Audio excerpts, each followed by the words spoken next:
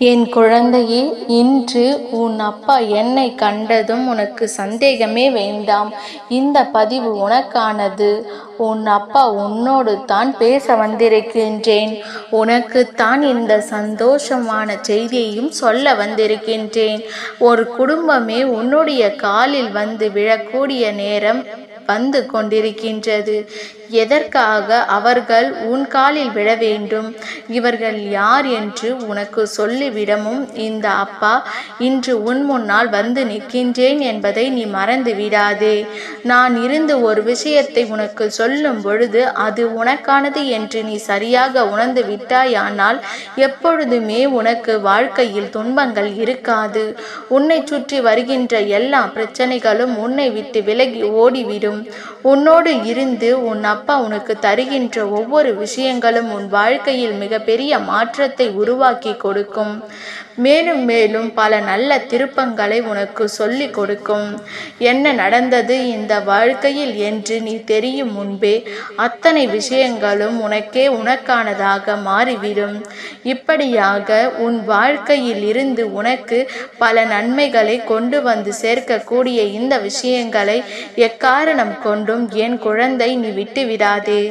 என் குழந்தையே, எந்த நேரத்திலும் நான் உன்னோடு இருப்பதை, எந்த தருணத்திலும் நான் உனக்காக ஒவ்வொரு விஷயங்களையும் செய்வதையும் நீ சரியாக புரிந்து கொண்டு இந்த வாழ்க்கையில் உனக்கான நன்மைகளை எல்லாம் நீ சரிவர செய்யும் பொழுது உனக்கு மிக பெரிய மாற்றங்களும் மிக பெரிய திருப்பங்களும் எப்பொழுதும் நடந்து கொண்டே இருக்கும்.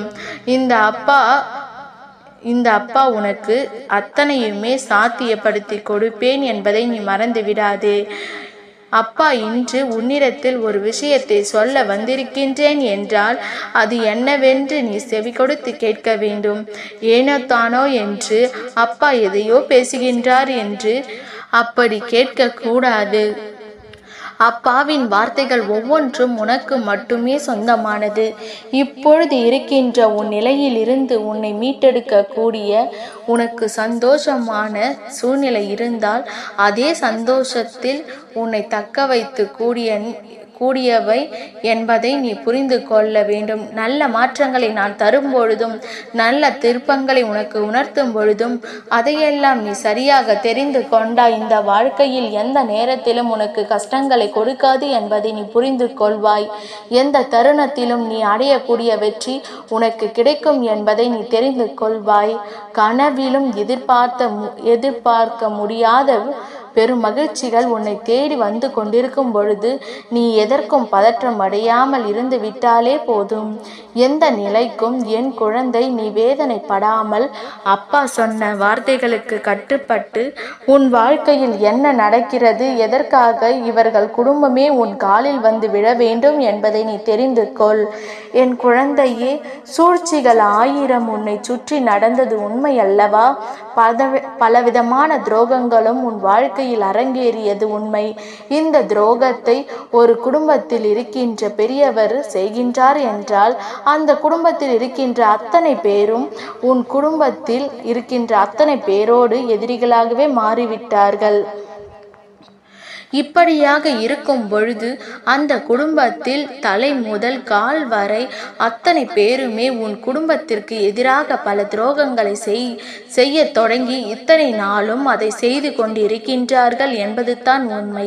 அப்படி இருக்கும் பொழுது குடும்பமே ஒட்டு மொத்தமாக தானே உன்னிடம் மன்னிப்பு கேட்க வேண்டும். இந்த குடும்பம் எதற்காக இப்பொழுது மன்னிப்பு கேட்க வேண்டும்? அப்படி என்ன நடந்தது இந்த குடும்பத்திற்கு? இவர்கள் எதற்காக தெரிந்தினார்கள் என்பதை நீ தெரிந்து கொள்ள வேண்டும் அல்லவா?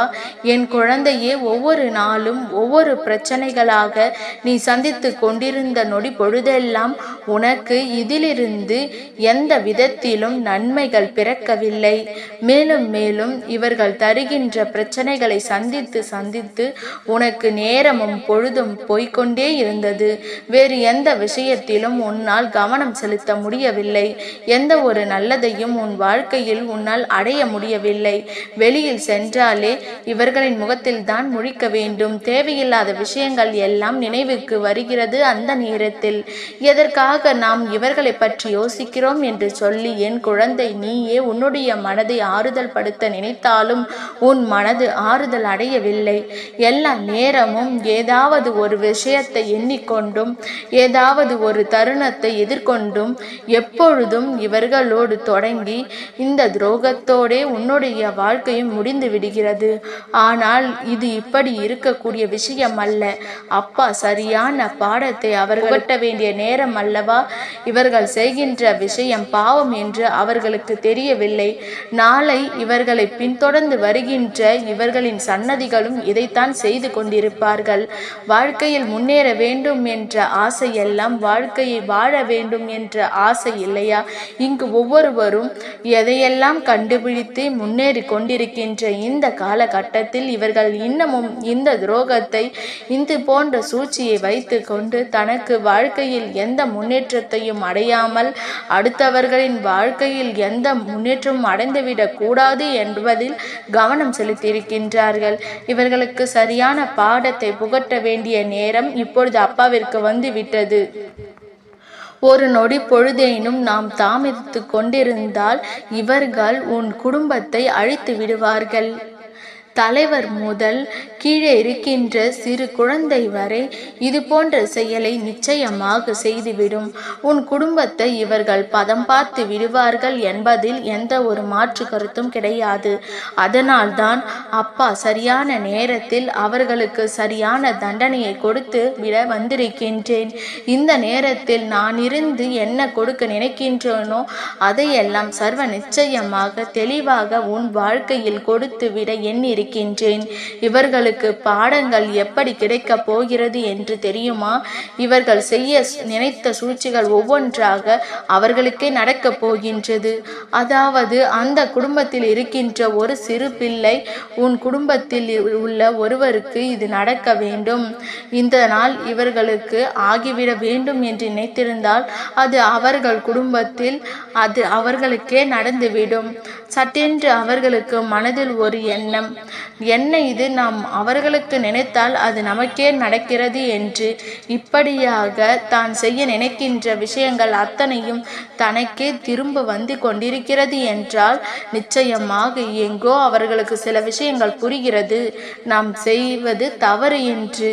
இப்படியாக இவர்கள் இதை விட்டு விலக நினைத்தாலும் உன் அப்பா விட்டு விடுவேனா என்ன? இவர்கள் செய்த பாவங்களுக்கு பழித்திருக்க வேண்டும் அல்லவா? இவர்கள் உன் குடும்பத்தில் செய்த துரோகத்திற்கு நிச்சயமாக சரியான பதிலடியை கொடுக்க வேண்டும். அதை நான் கொடுத்து கொண்டிருக்கின்றேன். அதனால் இனிமேலும் இவர்களுக்கு மன்னிப்பு என்பது கிடையாது. ஆனால் இவர்கள் இந்த தவறை உணர்ந்து காலில் விழுந்து மன்னிப்பு கேட்க வேண்டிய சூழ்நிலையையும் நான் உருவாக்கி கொடுத்து விட்டேன்.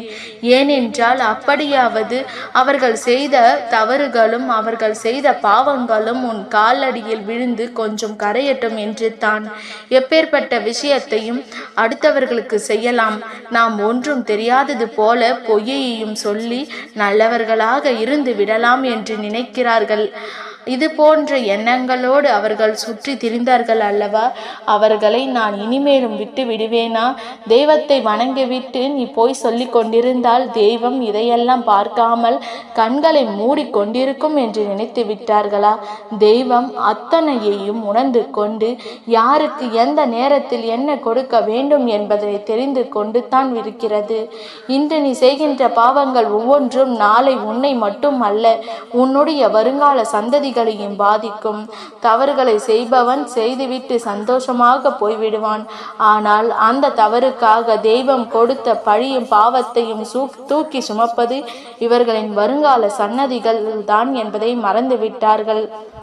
இனிமேலும் இவர்களுக்கு நாம் வாய்ப்பினை கொடுக்காமல் என்ன நடந்தாலும் சரி, இனிமேல் இந்த அப்பா சொன்னது போல இவர்கள் உன் காலில் வந்து விழ வேண்டிய நேரம் வந்து விட்டது என்று தான் சொல்ல வேண்டும்.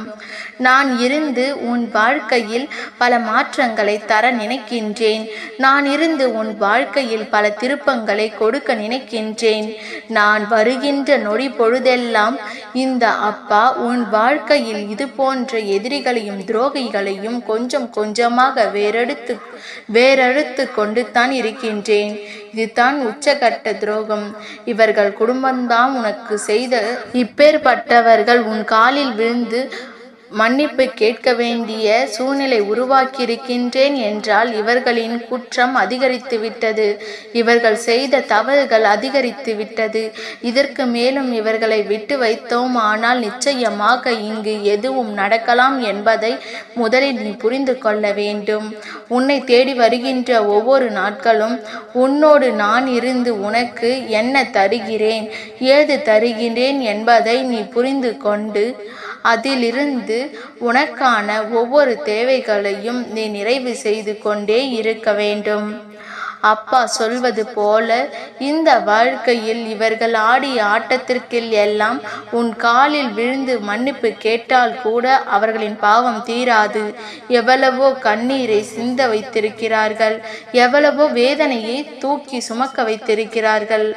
ஆபத்து நேரத்தில் எதற்கும் உதவாதது போல கைவிட்டிருக்கின்றார்கள். இப்படிப்பட்டவர்களை எல்லாம் நினைத்து வருத்தப்பட்டு கொண்டிருக்காமல் உன்னை தேடி வருகின்ற சில உண்மையான உறவுகளை பற்றி மட்டும் நீ என்னவென்று தெரிந்து கொண்டால் போதும்.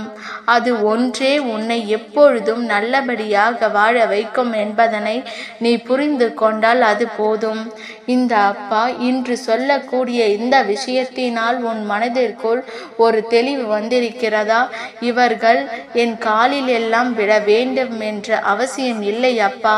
திரிந்து விட்டாலே போதும். எனக்கு எந்த துரோகத்தையும் செய்யாமல், என் குடும்பத்தை பற்றி சிந்திக்காமல் அவர்கள் வேலையை அவர்கள் பார்த்து கொண்டு அவர்களின் வாழ்க்கையில் பல நன்மைகளை அடைந்து கொண்டிருக்கட்டும். அதனால் எந்த வகையிலும் எந்த ஒரு மாற்று கருத்தும் கிடையாது.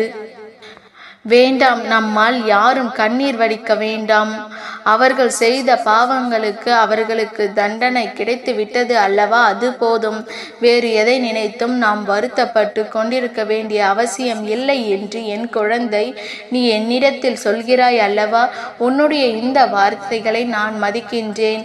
உன்னுடைய இந்த உணர்வுகளுக்கு நான் மதிப்பு கொடுக்கின்றேன். இதனால் உனக்கு நான் என்ன செய்ய வேண்டும் என்று நினைக்கின்றேனோ அதை நான் சரியாக செய்வேன். இவர்கள் உன் காலில் விழுந்து மன்னிப்பு கேட்கிறார்களோ இல்லையோ, இவர்கள் ஒவ்வொரு நொடி பொழுதிலும் உன்னோடு பேச வேண்டும் என்றால் பல முறை சிந்திப்பார்கள். எதற்கெல்லாமோ என் பிள்ளை கண்ணீர் வடித்து சந்தித்த விஷயங்களை எல்லாம் நான் அறிவேன். இனி நடக்கக்கூடிய எந்த விஷயங்களையும் நினைத்து நீ வருத்தப்பட்டு கொண்டிருக்காதே. உன்னை தேடி வருகின்ற ஒவ்வொரு விஷயங்களையும் என்னவென்று புரிந்து கொண்டு இனி உனக்கான நம்பிக்கையை முழுமையாக பெற்றுக்கொள்ள தயாராக இரு.